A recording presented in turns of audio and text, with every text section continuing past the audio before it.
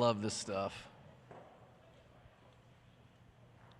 Now, I just dropped you off and left you at a spot where I wanted to leave you because it's important that we know that the process of God creating creation and the process of God creating mankind were the same. Illumination, separation, habitation. Let there be light came first. Adam realized he had a need. God filled that need. And we could just sit and park on that for a long time. Tori actually brought something up good about gratitude. I would say in that period of time for the 2 or 3 years after I had that dream and I began to pursue her and all of those things, man, gratitude, thinking thoughts of gratitude towards your spouse. You know that Psalm 100 says, enter his gates with thanksgiving and his courts with praise. You want to get into God's presence and you want his presence to be with you, start by thanking him for what he's done and praising him for who he is. And women, you want to see your husband turn around? You do that to him. You know, I could be ironing a shirt. Tori walks in and says, oh, thank you, honey, for ironing your own shirt. I'm like, hey, you know, it's the least I could do. And she's like, you're such a good shirt ironer. And I'm like, really? Well, go ahead, grab me another one while you're at it, you know? She could have me eating out of her hand. You know, I'm the little Labrador. She's petting and my legs going, oh. She's just petting me, saying all these nice things. But the Lord really worked through her at that time. Now, Genesis 2 is where we dropped you off, okay? Because God knew something that these newlyweds, Adam and Eve, so we're with Adam and Eve in the garden right now, okay? That's where we are. God knew something that these newlyweds didn't know. And this is our first point in your notes. If you're taking notes, you got to get this. Here's what God knew that Adam and Eve did not know. He made us for a battle. He made us for a battle. Now, this is where it's really important that you know your scripture and that you continue to see the Bible is one continuous story from beginning to end. Now, you can pick some good truths out of it and apply it to your situation, but it's meant to be read from beginning to end so that you can see the whole picture. Now, we would say the very first sin is when Eve ate the fruit, but I think that we need to look at Revelation 12. So let's pull up Revelation 12 on the screen. I don't have this in your notes, but I want you to see this because this is so incredibly important. The great dragon was hurled down. Now, we know that this was Lucifer, who was an angel. He was hurled down. That ancient serpent called the devil or Satan, who leads the world astray, he was hurled to the where? Okay, now this doesn't make sense. This doesn't make sense to me. God, remember, we went to Genesis 1. In the beginning, God created the heavens and the earth. Okay? Then he formed it up, and then he filled it up. Okay, remember, he lit it up, he split it up, and he filled it up. That's through illumination, separation, habitation. And he put man where? On where? Earth. He put Satan where? In the exact same place that he put man. He put him in the same place. And there's nowhere in the scripture that God said, hey, Adam, by the way, there's someone on earth who wanted my throne, and he wants to take the throne that I've given to you. Because Adam's charge given to him by God was to rule the earth, was to have dominion over the garden. God made Adam in his image. Of course, he had to split him up so that there's relationship there. You guys know this now. Now, Adam and Eve, as co-heirs, co-equals, co-rulers, ruled together mankind. God had given them authority over the earth. You know how we know that they had authority? Because they got to name the animals. Naming rights means you have authority. Naming rights is authority. Heather Littrell, I didn't get to name her kids. She did. Why? Because those are her kids. I didn't get to name my own kids. She did. Because those are her kids. Right? Especially when they're bad? No, they're mine. This is why I give people nicknames, to make sure that they know. I don't call him Pastor Jay. It's James. That's his name. I'm going to call him James. Why? Because I have authority over James. Just kidding.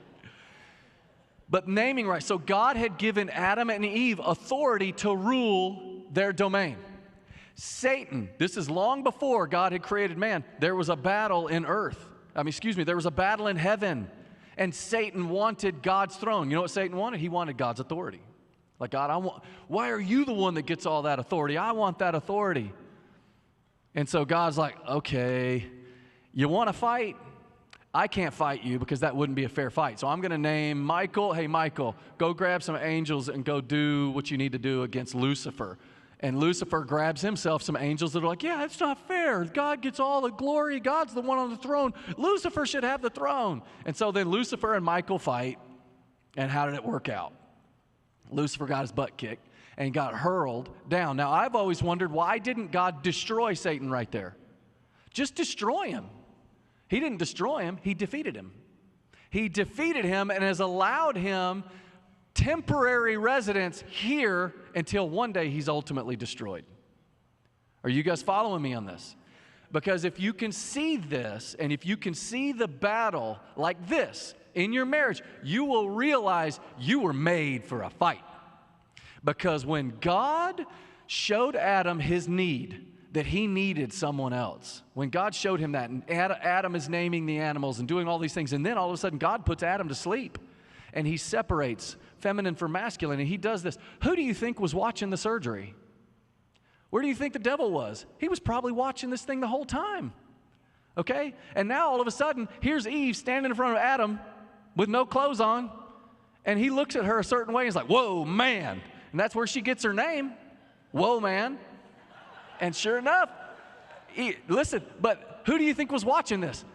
Satan sitting there watching going, he just looked at her different than I ever saw him look at a hippo. I never saw him look at a giraffe like that. And so now Satan is beginning to scheme. He's beginning to scheme because he wants something. What does he want? He wants the authority that God had given to Adam. That's what he wants. He's like, I want to sit on the throne of the earth. But God gave the earth to man, and he gave it to Adam and said, you need to rule. Here's the key, and this is in your notes. Satan does not attack until there's relationship. This is where Satan comes in for the attack. Why? Because he wants authority. He wants that authority. Listen, because not only did Satan attack when relationship between two co-equals, which was Adam and Eve, well, he didn't attack until there was relationship. Satan always attacks at the level of relationship. You know, when he came to Eve, and we're not going to put the scriptures up there, but you know the scriptures. When he comes to Eve, what's the first thing he said? Did God really say? Okay, do you know what he's doing when he asks that question? He's challenging the relationship between Eve and God. God was her provider. God says to her, to Adam, and says, look, everything out here is for you, but I've got some boundaries. And here's the boundaries. Don't eat from these trees. But everything else is for you. Okay? Satan comes in and challenges that and says, did God really say? What he's trying to get Eve to do is to question her relationship with God. Wait a second. Maybe God, well, here's what he said, and then, of course, she added some to it. Satan attacked at the level of relationship, and then she ate the fruit. Where was Adam when Eve ate the fruit? Where was Adam? You guys remember? It says she ate the fruit, and then she turned and gave it to her hubby, who was standing right next to her. Now, what should Adam have done in that moment? Adam should have been like, hey, don't talk to that. Whatever the serpent looked like, don't talk to that. And by the way, when I named you, why didn't you talk to me? You never opened your mouth until she came along. You get over here, Eve, you come with me. You shut your mouth. You know, like he should have stepped in there, but no. You know what Adam did? He did the thing that so many men struggle with today, passivity in relationship.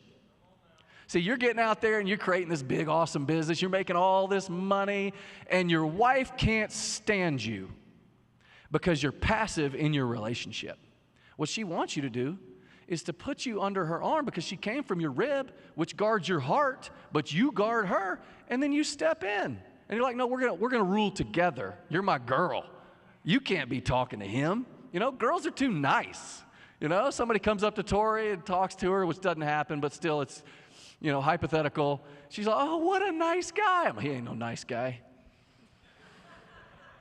And stay away from that guy, whatever. But see, so Adam, because of his passivity, he failed in his responsibility, and guess what he did?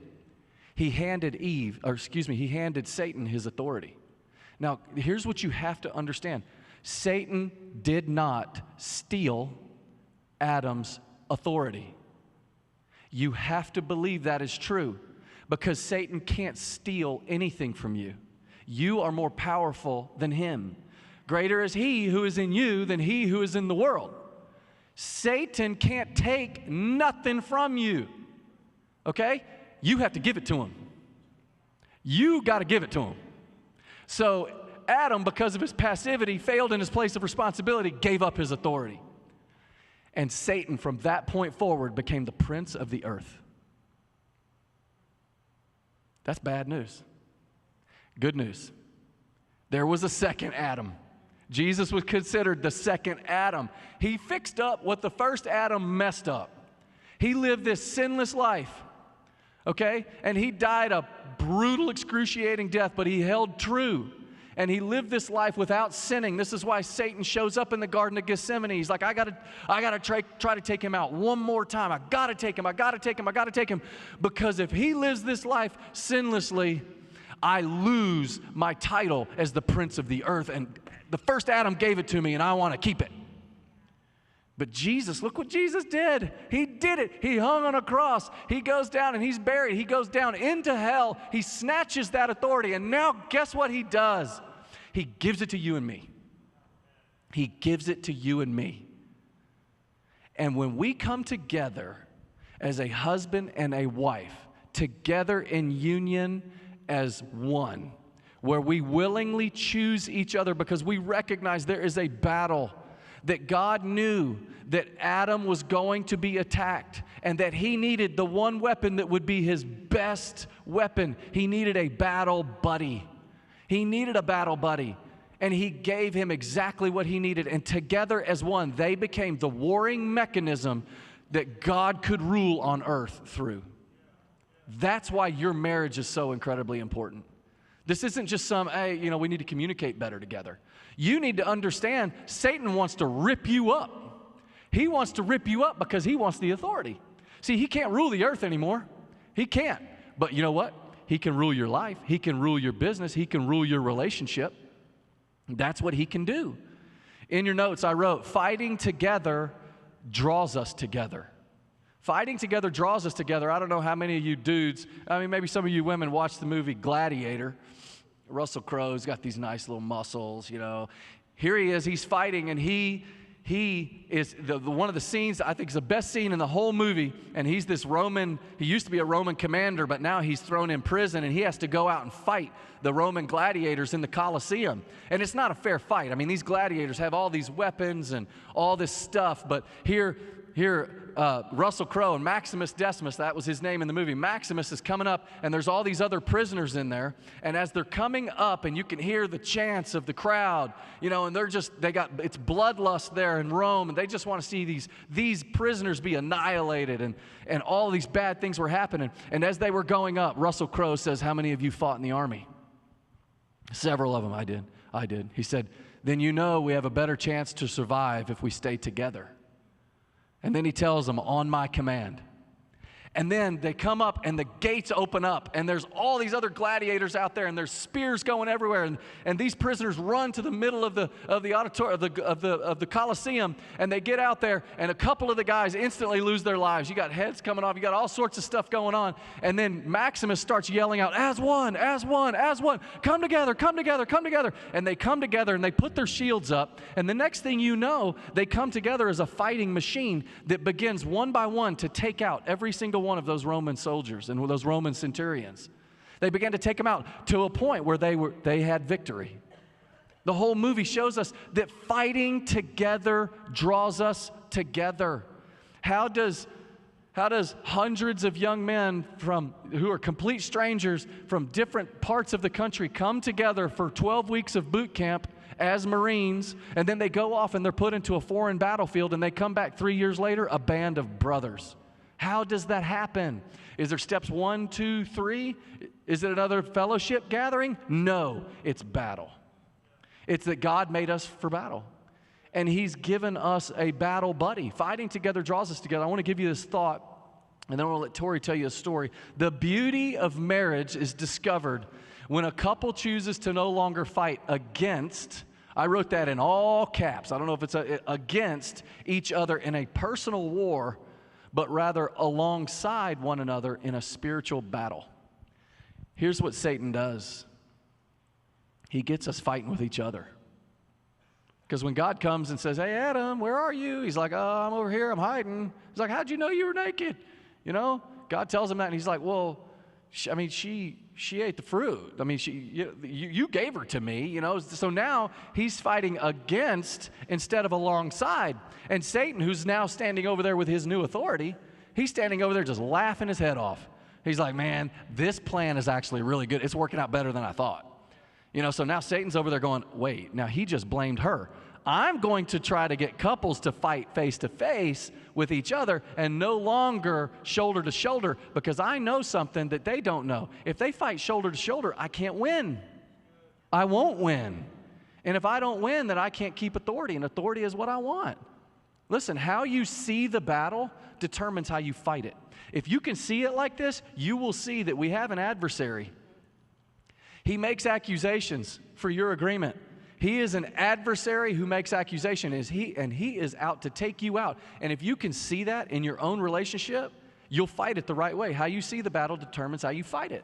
And what Jesus did at the cross is he handed that authority back to us. We walk in authority, and that means that we walk from a place of victory. We don't fight for victory. We don't fight for victory. We fight from it. And that is how we see the battle determines how we fight it. We have to see this for how it is, or we won't fight from a place of victory. We have to fight from a place of victory. And the Lord showed this to Jason and I through a story, really, that we went through in our lives. And in the New Testament, you see how Jesus is constantly speaking in parables because he wants us to see something in the physical so that it will make sense to us in the spiritual. So he's constantly like, you see this? You see how this works physically? That's how it works spiritually. You see this? You see it with your eyes? This is how it works spiritually.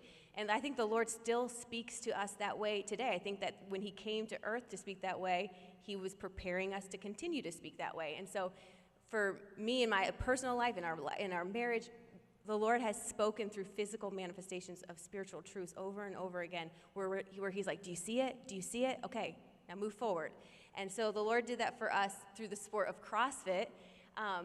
Jason and I have been doing CrossFit for the past 8 years. And when we first started CrossFit, we absolutely loved Saturdays because Saturdays is Team WOD Day. WOD means workout of the day. And CrossFit's a very competitive way of working out. You're always competing with everybody else in the gym, and you write your score at the end, and you see where you match up. So it's competitive. But on Saturdays, Steve, our trainer, pairs people up into teams, and you're now fighting as a team. Jason and I love team. We both grew up in sports, and so that's more our lane, so we enjoy Saturdays. At the beginning, when we first teamed up together, Jason and I actually won a couple of the Saturday WODs. Well, you act surprised. I mean, we dominated. Just being honest here, it was complete domination, total. So it was when the gym was a little bit smaller, and there was. She's taking my man card from me. There wasn't that much competition, no. But we won several of those Saturday WODs, and I'll tell you what: when you taste victory, it keeps you wanting to come back for more. And so every Saturday, we made every effort to make it to that WOD because we wanted to win. We wanted to see if we could do it again. Like, we tasted victory. We wanted to see if we could do it again. And so we would get there, and I remember this one particular Saturday where the Lord just kind of painted this picture that we needed to see. And started out like every other Saturday. Steve had the workout on the dry erase board, and Jason and I are standing under it just strategizing. Okay, how are we going to win this thing? And we're strategizing our strengths and our weaknesses. What are you strong in? Okay, yes, Jason's stronger in many of the areas, but there are ways I can make up for it with body weight exercises, and that's what I do. So Jason, for an example, he can generate twice as much power on a row than I can because of how much bigger he is. And so we know that in the workout, if there's a row, Jason's going to have to carry most of the row, and I am going to have to make up for it with the exercises on either side of the row. And so this is how we're strategizing. Okay, you're gonna have to do most of the row, which means I have to make up for it on the toes to bar and the pull-ups. Okay, we got it. We're figuring this whole thing out. We're strategizing our strengths and our weaknesses because we want to win. So we get into the workout, and it's, Steve starts us off, and it immediately is intense. Like, we're intense because we want to win. And there are some times where I'm kind of like, that was embarrassing. We got too intense. We took that too seriously. But it really does get intense because you want to win. And so, we started off, and I'm on the toes to bar because Jason has to do the row next, which he has to carry that because, remember, he's stronger than I am at the row. So I'm doing the toes to bar, and in my peripheral vision, I see Jason walking over, and he's like, just get to 20. Like, I was supposed to do most of them, but he's like, just get to 20, you're getting worn out. Do you guys know what toes to bar is? It's like a pull-up. You hang on a bar, and then you pick your toes up, and you touch the bar with your toes. You guys should try that. Yeah. It hurts. It does hurt. And so I get to 20. And anyway, I'm really good at it. I get to 19, and Jason's like, just get off. Let me do that. We're getting worn out. And I'm like, no, hold on, I got this. He's like, no, just let me do it. And, we're kind of like arguing back and forth. And I'm like, I got this. Get to the row. And he gets to the row, and within a few minutes, I'm over there, and I'm like trying to catch my breath. I'm breathing. He's like, what are you doing? Get over to the wall balls. What are you doing? And I'm like, okay. So I'm like, yeah, I'm supposed to be at the wall balls. I get the wall balls, and this is the intensity. I'm trying to paint a picture. Like, it's intense. We want to win. But there's never an offense. We're not being defensive because we both want to win, and we're moving towards the same goal. And so this is just the way it's kind of working itself out. And so we get to the end of the workout, and we both just collapse on the floor. We're heaving, we're trying to catch our breath. We're sweaty, and Jason looks over at me, and he fist bumps me. He's like, that was awesome. And I fist bump him back, and I'm like, good job. That was great. And we walk out of that place like unified, like we just did this. We felt unified in that battle because we're moving towards the same victory. We both have the same goal in mind. I don't care how you told me to get over to the wall ball. Like, did it work? Yeah, it got me over the wall ball, and we wanted to win. You see it differently when you know what your goal is. You see the victory, it changes everything. And so we get in the car, and I'm like, it's kind of funny how when we're in a CrossFit WOD and we're moving towards winning, how we can get intense and we don't get offended, we don't get sidetracked, it doesn't slow us down. We're just like, just is what it is. And Jason just kind of pauses for a minute, and he's like, yeah, it's true. And he's like, because in CrossFit, the goal is clearly defined. We know exactly what we're moving towards. We know what we want. We want to win. And for us to get distracted in the middle of a workout with the way we say something or how something is, the tone of our voice, that would slow us down from winning, and that would just be stupid. And I'm like, yeah, that would be so stupid. And it wasn't rocket science. It wasn't, it was just simple. Like, you're moving towards the same goal. It changes the way you do it, right? It changes the way you see it. So we get home that afternoon, and we always say, like in the Benham home, you get home from WOD 1 into WOD 2 because there's 6 of us, all different personalities, and it can get a little... I tell people with our 4 kids, I'm raising a Jacob, Esau, a Mary, and a Martha. Yeah. I'm raising them all. Mm-hmm. And my 2 boys act like my twin brother, and that's not good. Very, very humbling. But you did say last night that humility draws in grace, so I'm thankful for that. We hold on to that. So we got home that afternoon, and WOD 2 begins. There's one of our kids is just falling apart. There's this major issue, and everything is just blowing up. And Jason and I end up in the master bedroom going head to head, like totally disagreeing with how each of us is handling the whole situation. And, he feels misunderstood. I feel misunderstood. Everything's offensive. Like, it's just, everything is so offensive. I think even your breath was a little offensive. But that hurt right there. Everything was offensive. Kind of got a little deep in there. And I remember it was like this aha moment. And it was like Jason's mouth was just like moving, but I didn't hear anything he was saying. And I just heard the conversation we had just had a couple hours earlier in that car.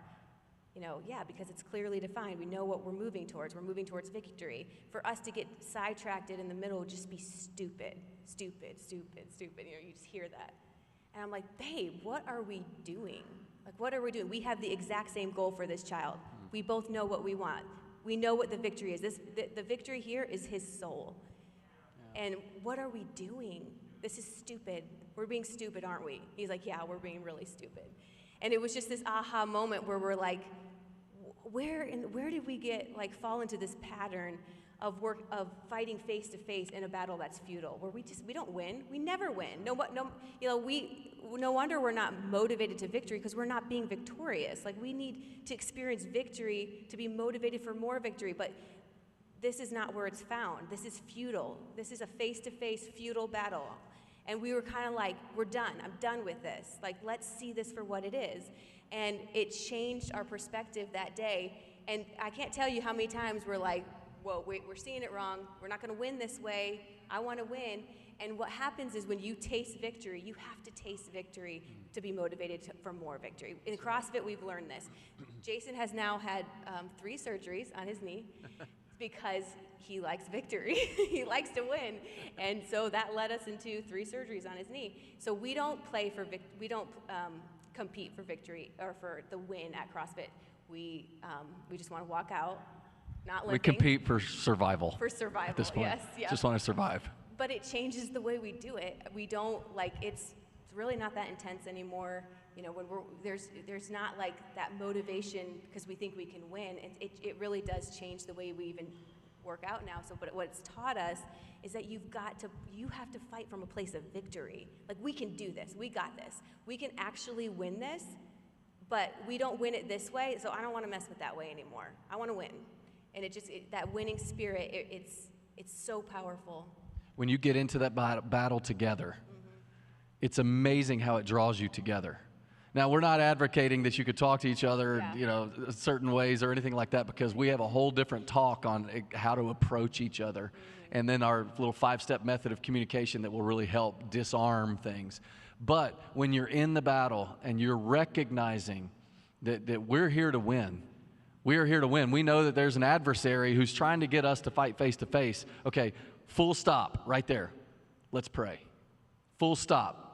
Let's get on our knees before the Lord and do battle against the real enemy, because he's trying to take our kids right now. And if he can divide her and I, then it might put a couple kids on my side, couple kids on her side. Next thing you know, we got a divided family. It happens in the church as well. So it happens all the time. So we want you to know there are 3 battles. I've got these written in your notes so that you can keep these forever. There are 3 battles because you need to see what these battles are. The first is the personal battle.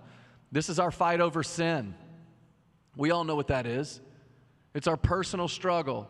You need to win here. Number 2 is our relational battle. This is not a good one. This is fighting with other people. The relational battle, man, grieves God's heart. And then 3rd, this is primary right here, the kingdom battle. You know what the kingdom battle is? It's the fight for the heart and soul of people. Tori and I, God wants her heart. He wants my heart. He wants our heart unified. He wants our kids' heart. We need to be fighting for each other. We need to be fighting for our kids. We need to be fighting for our relationship, recognizing the devil's going to attack on every front. The kingdom battle is for the heart and soul of people. It wasn't until Tori told me, that day after that CrossFit workout, and then we were kind of arguing in the bedroom, she's like, wait. We both want what's best for our kids. We both want them to have relationships with Jesus. And we're fighting against each other right now. We need to come alongside each other. And it got us back on the same page again.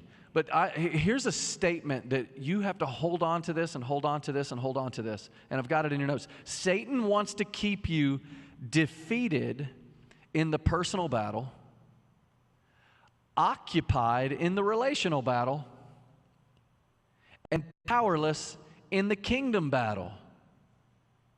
I've got another way of saying it. The more victorious you are in the personal battle, the less occupied you are in the relational battle, the more powerful you'll be in the kingdom battle.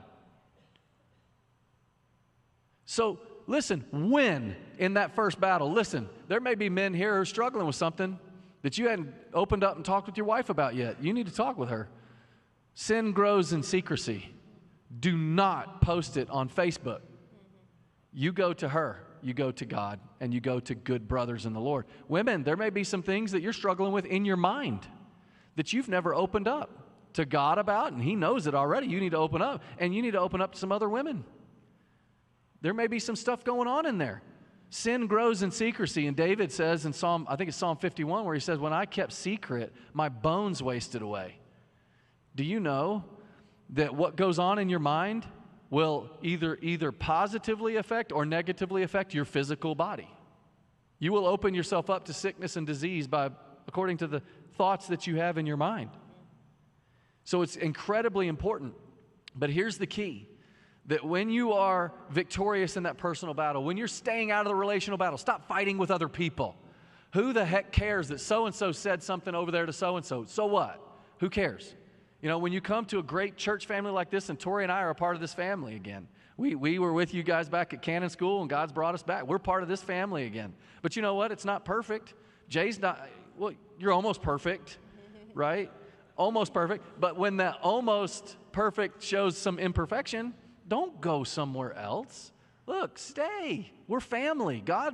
Satan would love that division right there. That's what he wants. But the gates of hell, in your notes, the gates of hell will not prevail against the church. And here's the good news. This is the good news. The most organic form of church is marriage. You know what God created there in the garden? When He pulled Eve from Adam, when He created that separation, you know what He created? Church. The gates of hell will not prevail against the church. Matthew 18:20 tells us that where two or more are gathered in my name. That whole in my name, go back to Adam in the garden where he said, I accept her, essentially, paraphrasing. This is bone of my bones. You haven't even opened your mouth yet. I don't know how compatible we are. All I know is that He brought you to me. Where two or more are gathered in that spirit, like I'm here because God gave you to me. And right now, I don't really like you. Like some things that you have said make me want to punch you in the face. That would be her to me. But coming together in my name is full acceptance that God brought us together. Where two or more are gathered, there I am in their midst. And the gates of hell will not prevail against the church. This is how we win. But here's what Satan does in his attack. Look at your notes. Here's what Satan does. There's three things he does, and then I want to show you three things that we're going to do to counteract that. I told you guys I want to help you see the battle for what it is and see marriage differently than you've seen it. But I wanted to give you some practical things that you could bring home, some things that have really helped her and I. The first thing that Satan does, number one, distract. He wants to distract you. He wants you to focus on the good, but not the main thing. He wants to get you so tied up in what's urgent that you miss what's vital. And now, me being a business guy, I know exactly what this is like. When Tori and I first got married, I really did. I turned my pursuit of her into my pursuit of a career, and I was trying to figure out what I was going to do to provide for my family, and that pursuit was there. And I found myself so busy with urgent things. And you know what's urgent are things that help you accomplish a task. So urgent things are task-oriented, and we've got those things. They're important things that we got to do. But what's vital is anything that leads to life, that fosters life. Relationships are vital. They're rarely ever urgent. So I was taking urgent things, the stuff I had to get done during the day, and I was pushing the vital things to the ground, down to the bottom. And what started to happen was I began to realize these urgent things are going to completely kill what's vital, and our relationship might break. Our relationship might die, and I can't let that happen. Like, look, right now, it's urgent that I get through the rest of these notes with you guys. That's a task. But it's vital that I keep my bladder empty. If I don't focus on what's vital, it doesn't matter what's urgent. If my bladder comes up to a point where it's completely full, I'm off the stage, and I don't care what you think. I did that once. I was emceeing an event, and they had camera issues, and I had drank too much water before. My brother and I were on camera, and all these thousands and thousands of people were watching, and I'm sitting up there. I was emceeing the event, and I was with David right there, and I said, I got to go to the bathroom bad. And I handed my brother the mic, and I took off the stage, and you know what? About half the group got up with me and went out with me because they were like, oh, finally, somebody did it. I was like, oh, that worked out really well for me. But you've got to focus on what's vital. Relationships are vital. That's what breathes life. God lives through relationships. So first, Satan seeks to distract. Second, he deceives. So he distracts, then he deceives. Think about Eve. She was distracted. She's looking at that tree, and Satan gets her distracted, and then he deceives her. He challenges her at the level of relationship. I want to stop there. You know what sin is? Sin is fulfilling a God-given need in a God-forbidden way. Sin is fulfilling a God-given need in a God-forbidden way. This is why Satan had to question God before he could get Eve to sin. Because God gave her the need for food, but God had outlined the way that she was supposed to feed herself. So Satan comes in and says, did God really say? So he was getting her to question God. So when you sin and you give in to that temptation, that's a relational issue. You have just doubted God's ability to fulfill your need. You have just did what Eve did when she essentially says to herself, I don't know exactly what God said. All I know is that looks good, and I don't need to rely on him to meet my need. That's what happens when you give in to sin. And Satan, behind every temptation, is a lie. He's lying to you.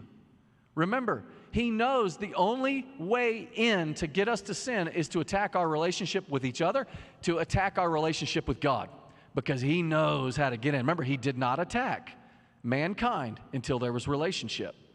And he deceives. So he distracts, he deceives, and then thirdly, he divides. Satan cannot defeat believers who are united. He can't do it.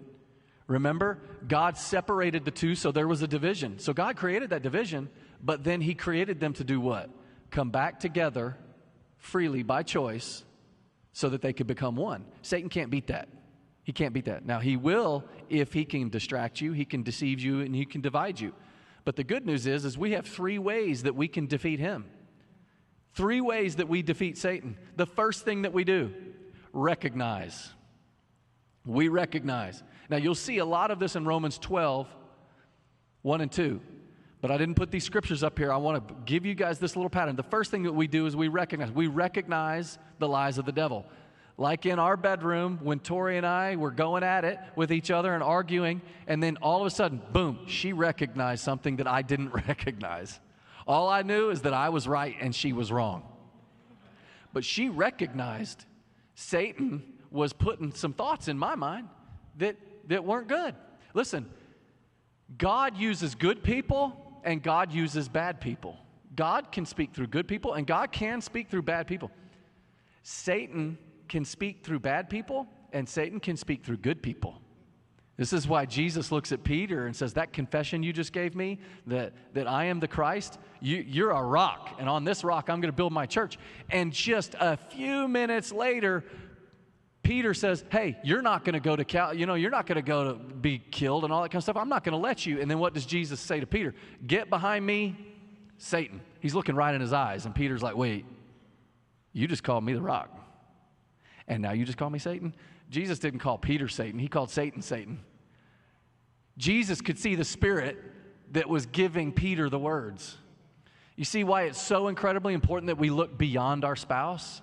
We look beyond our spouse. When she does awesome things for me, if I look through her to God and realize, I'm like, God, thank you so much that you just met my need through Tori. You know what that does is that relieves the pressure off of her from being the girl that has to meet all my needs. But the same is true is if she says something to me that really hurts me, I need to do what Jesus did and realize, you know what, I know that's not your heart, but this is what I heard, and it's Satan, or whatever. But we have to be able to see through. So the first thing that we do is we recognize that it's the devil. Number 2, we renounce. We renounce. Remember, behind every temptation, there's a lie. You renounce that lie. You refuse to believe it. You renounce it. And number 3, replace. You use the truth to replace the lie. You use the truth to replace the lie. This is why it's incredibly important if you're struggling with some sin issue in your own personal life. Look, there are several scriptures, little passages or verses that will apply to that you need to memorize. And when Satan comes and drops that temptation on you, you say that truth. You call out Satan, like, okay, I know this is you, and I know what I'm feeling right now. My body wants to do this one thing, but I don't want it to do that one thing. And then you repeat the truth and repeat the truth and repeat the truth. Satan will flee. He will flee. And it may mean you have to flee temptation in terms of where you are physically, but Satan will flee. So you recognize, you renounce, and you replace. And when you do that, you will discover there's an adversary out there. We have an adversary. Here's what he does. He makes accusations for our agreement. He throws accusations. He'll throw accusations at Tori. Like whenever I got my act right and I started pursuing her again, I remember having certain conversations with her, and I'm like, honey, let's just dance in the kitchen again with the candles going or whatever. And then, there were times where she'd kind of think a thought, like, well, what's your motive? Like, what's your angle here or whatever? You know what? That's the adversary is putting questions in her mind, so she'll question me. And he wants her to agree with whatever he's putting in her mind. Satan cannot win without us agreeing with his truth. But if we agree, we lose our authority. So we recognize that it's him. We renounce the lie. We replace it with the truth. We refuse to give agreement to our adversary who's making accusations. And when you do that, you will see that God will do something amazing in your marriage. So Satan comes to distract, deceive, and divide. Philippians 1:9 says, I continue to pray for your love to grow and increase beyond measure, bringing you into the rich revelation of spiritual insight into all things. This will enable you to choose the most excellent way of all, becoming pure and without offense. This will enable you to choose. We have a choice. Deuteronomy 30:19 says, this day I call the heavens and the earth as witness against you, that I have set before you life and death, blessing and curse. Now choose life, so that you and your children may live. When the enemy comes to distract, deceive, and divide, we have a choice to stand up against him. We have a choice not to agree with the accuser. And we do it through these 3 steps. And Jason and I personally remember a time where I had to do this, and it was really, really, really hard. And it stemmed back from a dream as a child, as often these things pop up in your marriage, things that happened when you were a child, right? And so for me, I grew up in a small Italian town in Torrington, Connecticut, where literally like the whole population was Italian. My great-grandparents came over with a whole slew of other Italians on the boat from Italy to Torrington, Connecticut, and started life there. And so we have just deep Italian roots. And for any of you who have watched My Big Fat Greek Wedding, Italians are very much like that. Like, family is everything. You do everything in family, with family. You build your life around your family. You build your life with the person that you marry, and you dream together, and you just do life together. So this is what I saw my entire life. My parents worked together. My grandparents worked together. My aunts and uncles worked together. My best friend's parents worked together. And so in my mind, this was going to be my life. When I married Jason, we would just build our life together, and just like I had seen. That's all that I knew. That was my expectation going into marriage. And so Jason and I get married, and not even a year into our marriage, Jason's identical twin brother, David, moved to Concord in the same apartment complex that we were living. And Jason and David just have such a unique gifting together. Like, they literally are a match made in heaven. That's gross. I just threw up in my mouth, but that's okay. But God had this whole plan for them as identical twins. They feed off each other. They work well. They did this their whole life. Like, there's no doubt in my mind that they both played professional baseball because of each other. They were just pushing each other all along the way. And so they really just wanted to get back into that. Once they stopped baseball, they're like, all right, let's do it again. Let's push each other to the next level. Let's join together. Let's join forces. They saw what they could do growing up together, and it was time to do it again. And so at first, it was awesome because I was just having babies for a long time, and we needed the money, and I was like, this is awesome, like, this is great. But it wasn't until Jason and David started traveling a lot that my heart began to remember what I had always hoped would be. I'd always just imagined doing everything with Jason. And so when Jason would travel, it's like my heart began to sting a little bit. He would call me and I would hear all these voices of new people that I didn't know who they were, and they were laughing and they're all eating, and Jason's excited. He's like, man, I just met all these new people. This is going to be great. This is awesome. And he was so excited, and they were, there was so much excitement around his travel schedule. Like there was all these new adventures, and I just felt left out. Like I knew my heart was at home with the kids, and I had no desire to do what Jason was doing. It was just that it stung that he was experiencing and enjoying life without me, and it just hurt. And so I wasn't being too wise there either. I remember going to nice steakhouses, taking a picture of my steak with my picture. I'm like, this is amazing. And she's taking a picture of herself with like macaroni in her like hair, if you could've seen dirty a split diaper screen, yeah. hanging up. And I was like, oh, that was not good. So no more pictures of steak. I do send my pictures of steak to Jay now. Yeah, that's true. But yeah, so I was just kind of struggling through it. I knew that God had called them to do this, but yet it felt like I was dying to a dream that I had always had every time he was gone. And really what was so hard is that it was really hard to be without Jason. Like I was homeschooling the kids at that time, and the kids were really little, and it was really challenging. It was a really stressful season for me to try to manage life with him when he was home, let alone without him. And it was just this balance of trying to figure out how to do life without him, and then life with him, and without him, and with him. And it was just this transition of like, how am I supposed to do this? And what happened is, and this is what happens in our marriage, and when the enemy comes to distract, deceive, and divide, is that I began to develop this habit that when Jason would travel, because it hurt so bad, like I felt so vulnerable that he was totally fine without me, and I wasn't totally fine without him. It made me feel really vulnerable. It made me feel like I've got to get strong. I need to figure this thing out because he's totally okay and I'm not okay, and I got to figure this thing out. I got to get strong.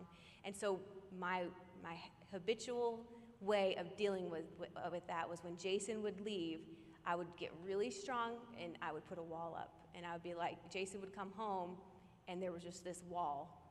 And because I knew he'd be leaving again in a few days, and I'm like, I didn't know how to navigate it. And so I recognized during that time, I was like, this is not right. Like there's division here, and I know that that's not God. God is not a divider. And this wall that I'm putting up is dividing Jason and I. And so that was the first step, was I recognized it. And I went to Jason, I'm like, I don't know what's wrong with me, but I just want to push you away every time you travel. And we began to discuss, like, kind of get to the root. And I had heard John Gottman had said that in marriage, often the greatest tensions are around unrealized dreams. And I began to see that I had always imagined, I had an expectation of the way life would be for me with Jason. And it was just a dream of mine that we would build everything together. And it felt like this was the death of that dream every time he would travel. And so my habitual response to that was, don't let yourself feel the pain, build up a wall so that you don't have to hurt. And so Jason and I began to work through that. And as I began to bring it to Jason, he jumped right in the ring with me. And that's exactly the way that it has to be. Like there's no way when you've fallen into a bad pattern that you can get out of it without your battle buddy. Like I really felt like Jason became my battle buddy in that moment, and I was like, babe, I don't know what's happening, but this is dividing us, and I know that's not God, because anything that's dividing us, that's from the enemy. And so I need your help to get out of this. I need your help to help me break this pattern. And Caroline Leaf talks about how our brain is literally like a forest of trees, and when you our thoughts are what pave paths in those trees. And so what happens is when something triggers an emotion, we start thinking a certain way and we develop these paths. And then when something triggers that again, we'll go down the path of least resistance because we've already plowed open that path. And that's what I was doing. be strong, build up a wall, go down that path. That's how you don't hurt. Don't hurt, don't hurt. And what I had to do was then say, that is not the path that leads to life. That leads to division.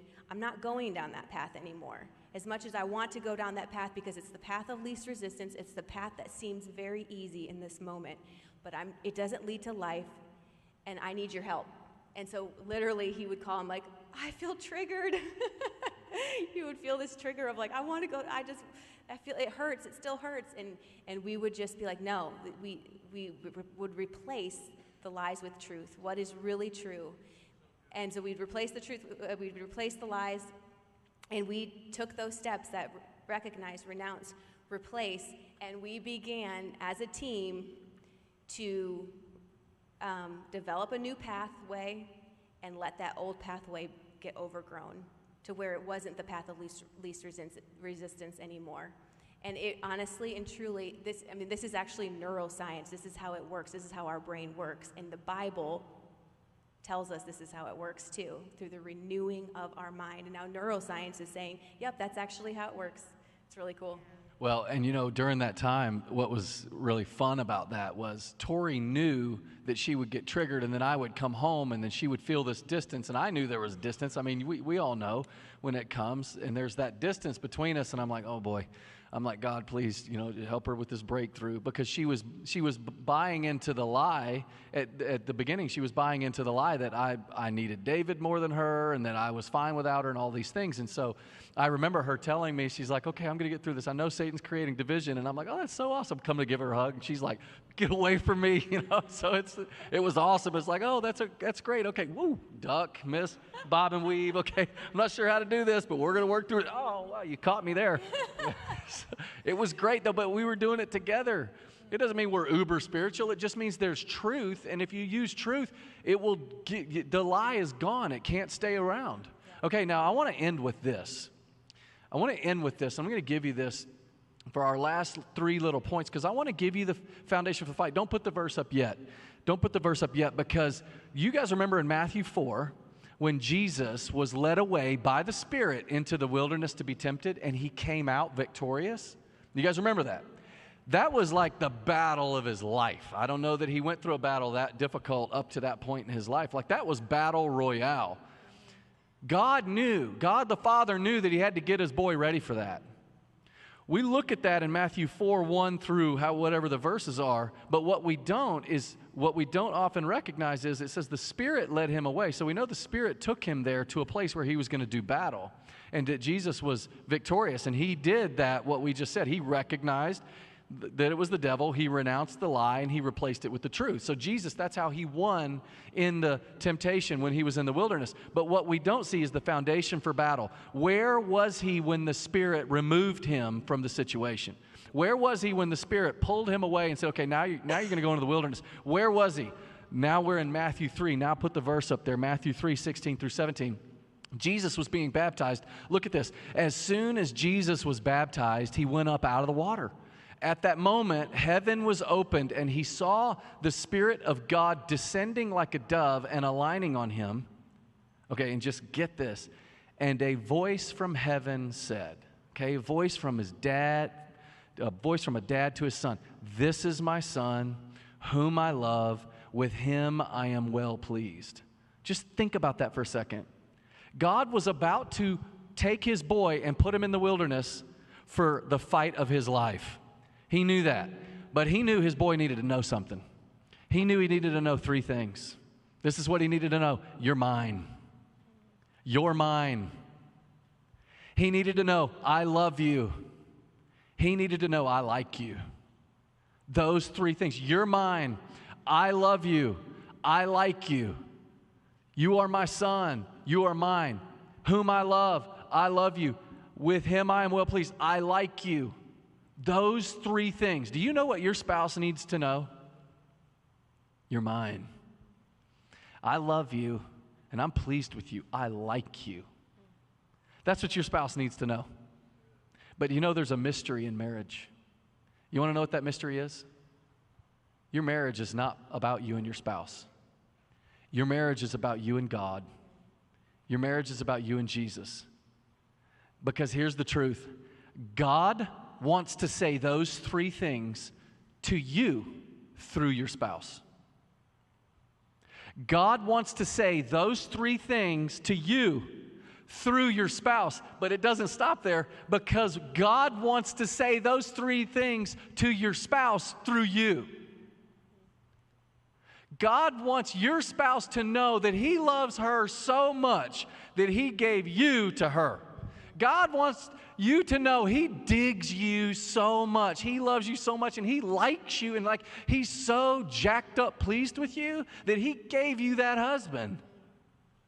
So now it's our choice. Are we going to stand in the way of that? Or are we going to let God say what He wants to say to our spouse?